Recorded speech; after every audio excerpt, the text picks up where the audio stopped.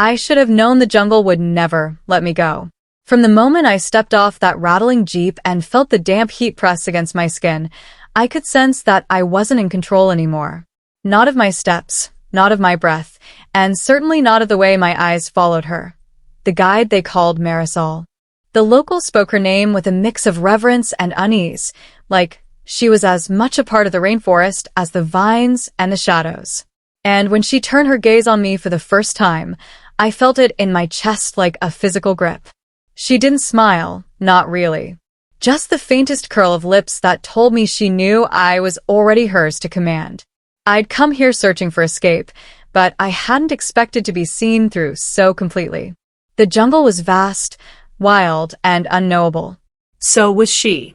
And in the thick silence under the canopy, she whispered, without words at first, that I would obey. We were alone when it began. The rest of the group had gone back, their bodies too soft, their nerves too thin for the night trek. But I had stayed, stubborn, trembling, pretending courage I didn't feel.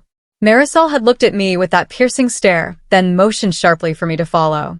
No words, just the tilt of her chin, the flick of her fingers. And I did. Every step deeper into the jungle was a surrender, though I didn't admit it to myself yet. The vines clung to my clothes, roots snagged my boots, but her stride was effortless. She didn't even turn to check if I kept up. She already knew I would. The air grew thicker, heavy with earth and rain. My breath hitched as the path narrowed, shadows closing in. I should have been afraid. I was. But fear tangled with something hotter, sharper. Every time she brushed aside a branch, her shoulders flexing beneath her damp shirt, I felt my pulse race. She moved like the jungle belonged to her, and I was an intruder who needed to be taught the rules. My thoughts screamed to ask her where we were going, what she wanted from me. But I didn't. I bit down on the questions because her silence was its own command, and I knew breaking it would cost me. Finally, she stopped. The clearing was small, half-hidden, with roots twisting like serpents around a massive ceiba tree. The moonlight cut through in fragments, silver slicing shadows across her face. She turned to me then, slow, deliberate. I felt pinned in place by her eyes. She stepped closer, boots silent on the damp ground, until her breath mingled with mine. You follow well, she said at last, her voice low, accented, rich with a kind of authority I couldn't resist. My chest tightened. She didn't touch me yet. She didn't need to. Her presence was enough to make my knees threaten to give. When she did move, it was sudden. One hand, firm and unyielding, pressed against my shoulder, shoving me back against the bark of the ceiba. The impact knocked a gasp out of me, and before I could recover, her other hand was braced near my head, caging me in. She leaned close, eyes boring into mine. You wanted this, she murmured, almost accusing. My mouth opened, but no words came. She tilted her head, studying me like prey caught in her trap. Don't lie, she ordered. Her tone brooked no defiance.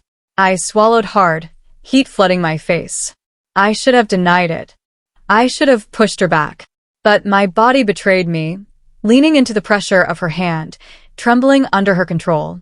She saw it, of course she did. A slow, dangerous smile curved her lips. Good, she whispered, as if satisfied that I'd confessed without speaking. The jungle held its breath as she claimed me with body language alone. Every gesture was deliberate. She pressed closer, her thighs sliding against mine, pinning me more firmly. Her hand traced down my arm, not gentle but commanding, fingers curling until they gripped my wrist. She raised it, planting it above my head against the bark, forcing me open beneath her gaze. I struggled, weakly, instinctively, but the resistance only made her grip tighten, her dominance more absolute. Struggle all you want, she said softly, her lips brushing the shell of my ear. It only shows me how much you need someone to hold you still. Her words coiled around me like vines, binding tighter than her hands. My breath came shallow, my pulse wild. She drew back just enough to meet my eyes again, to let me see the control written in every line of her body.